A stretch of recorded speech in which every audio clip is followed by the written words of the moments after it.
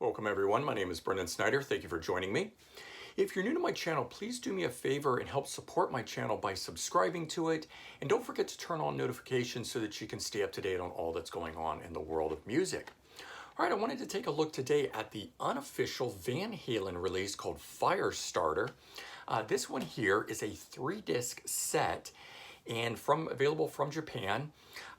It's got 35 demo songs on it, comprised of the 1976 Gene Simmons demos, which has 10 songs, and the 1977 Warner Brothers demos, which has 25 songs on it. And I had always heard of the much publicized fact that Gene Simmons supposedly discovered the band and that he had recorded demos with them in 1976, and they're of course widely distributed under the name Zero, being like the first Van Halen, so Van Halen 1, Van Halen 2, this one coming before it, so they used the Van Halen Zero term behind it. But I had never heard about the 25 demos that they had recorded with Warner Brothers, and I find these to be the most interesting of this package. And so the first disc in here is the 1976 Gene Simmons demos, which, as I said, comprises 10 tracks.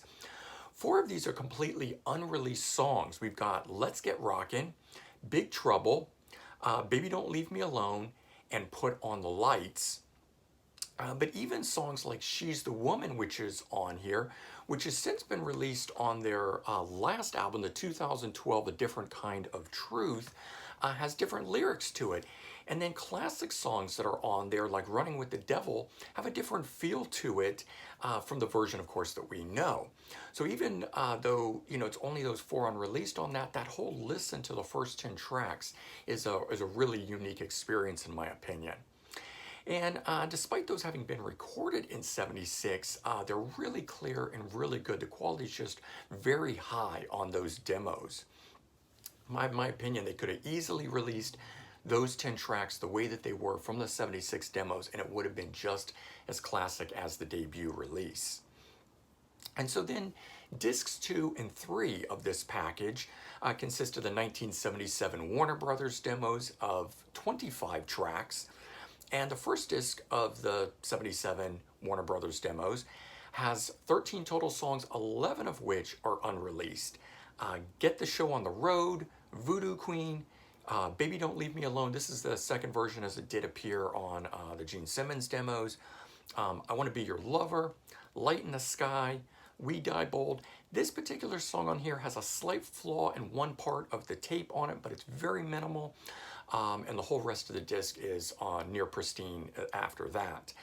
Then the song Bad Women, Young and Wild, Let's Get Rockin' version 2, Put on the Lights version 2, and Big Trouble, all 3 of those having appeared on the Gene Simmons demos as well. But getting all of those tracks together on that one disc is a really amazing listen to have that many unreleased songs together on it. And then the second disc has 12 tracks on it, 3 of which are unreleased: Show Your Love, Bring on the Girls, and Last Night. And so even though the 1976 Gene Simmons demos, which gets more attention, those 4 unreleased songs that I had talked about are available on the far superior 1977 Warner Brothers demos. And those first 11 tracks on the 1977 demos, in my opinion, really highlight with so many unreleased tracks that it's truly like having a lost Van Halen album to listen to. And what's amazing is that those songs recorded, as far back as 1976 continued to appear on Van Halen albums, from the very beginning all the way up to 1984, and then even again in 2012 on this release with She's the Woman. So they continued to mine those great tracks recorded 43 years ago in 1976, or 44 years ago at this point.